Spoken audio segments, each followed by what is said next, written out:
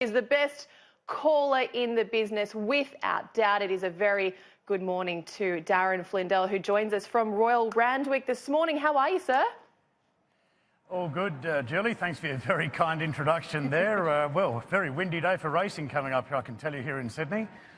Let's go back to 2017, Darren, when you had the first opportunity to call the Everest. Now you've called two, the same winner in both.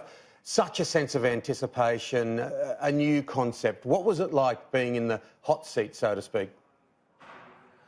Well, it was quite exciting, to be honest, particularly that time of the year as well. Generally, I think with Sydney racing, once the Epsom's finished, we think, well, that's pretty much our carnival over and we focus on Melbourne. So to have such an exciting new race to look forward to, and the unknown of it as well. I mean, it seemed quite a bizarre concept, didn't it, that all these people would have to risk 1.8 or commit to $1.8 million over 3 years.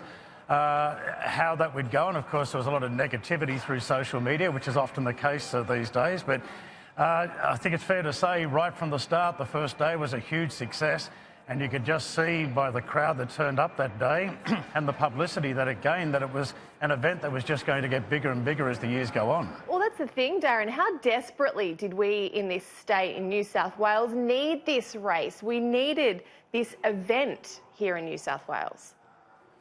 I think it's commonly said that racing has to compete with many other sports, in particular the Victorians with the AFL and with us with the NRL. At least by the time of middle October, the football season's well and truly finished now, so people are looking for something else to do and something to drag them out of their homes or their favourite watering holes. And we saw such an outstanding crowd for the first running of the Everest, and then within 12 months, it was even bigger last year, and considering how poor the weather was last year, that was an outstanding achievement. Yeah, it certainly was.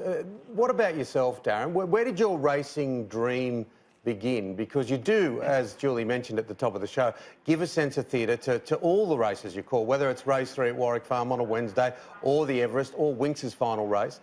Where did it all start for you?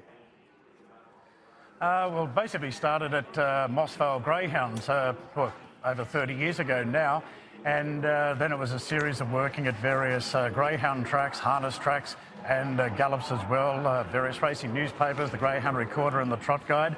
So there was certainly plenty of variety from when it first started at the Mossvale Greyhounds to being here today at Royal Randwick, and of course in the interim period, a 16-year stint over in Hong Kong as well, one of the great racing centres of the world.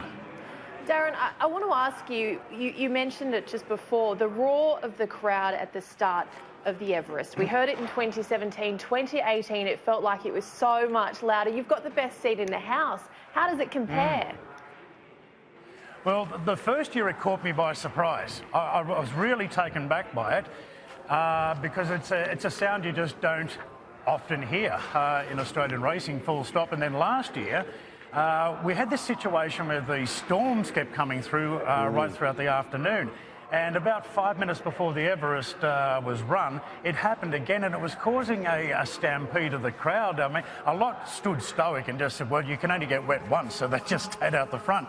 But a lot were sort of coming and going owing to the intensity of the downpours there. But the roar last year seemed bigger than the first year, which sort of defied logic, because I don't think there were quite that many people stood out on the lawn. But it's almost like a football final type of atmosphere. In Hong Kong, we quite often had that, the very last race of the season. It was the tradition there with a crowd of 100,000 people for the last meeting. They'd all just roar, just for the sake of it.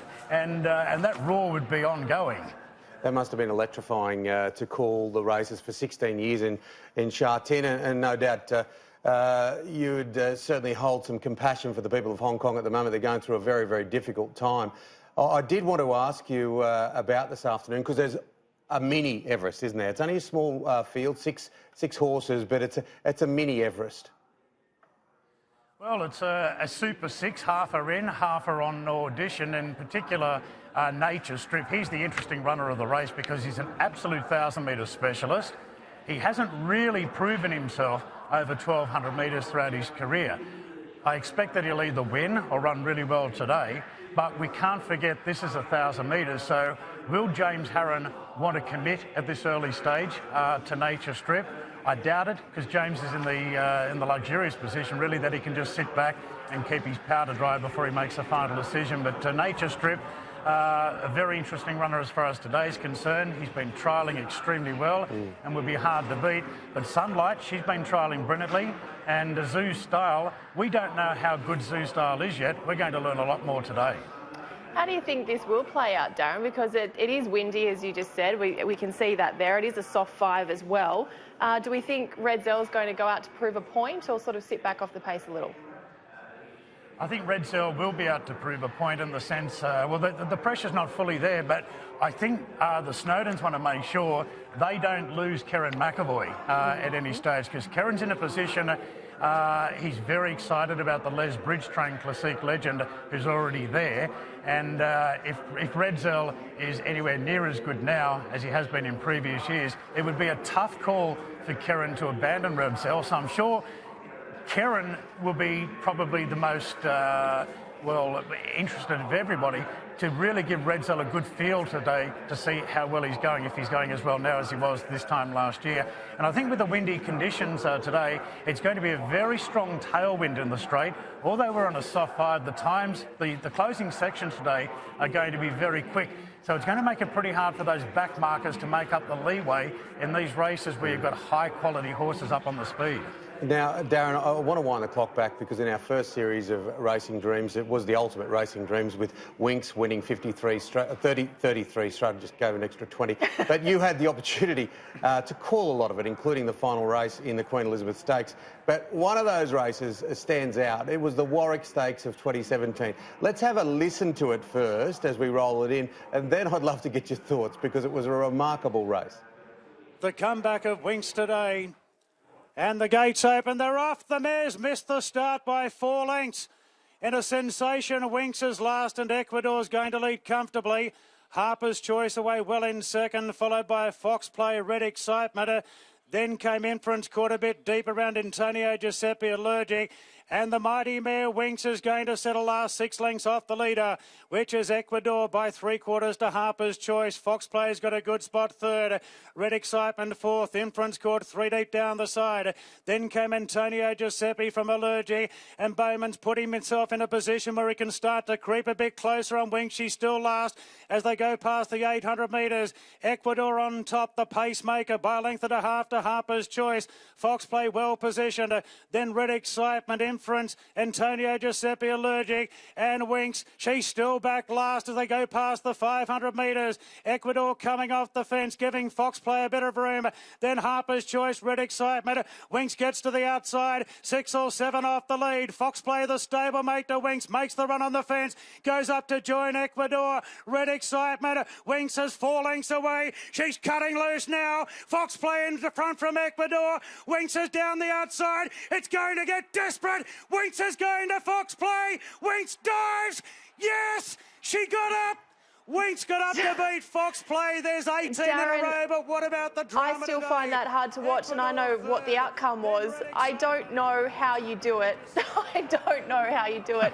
And it's quite hard to believe that we don't have her back this spring. But I always love to know how you prepare for those big moments. You're talking Winx, you're talking the Everest, the biggest moments in racing. How do you prepare?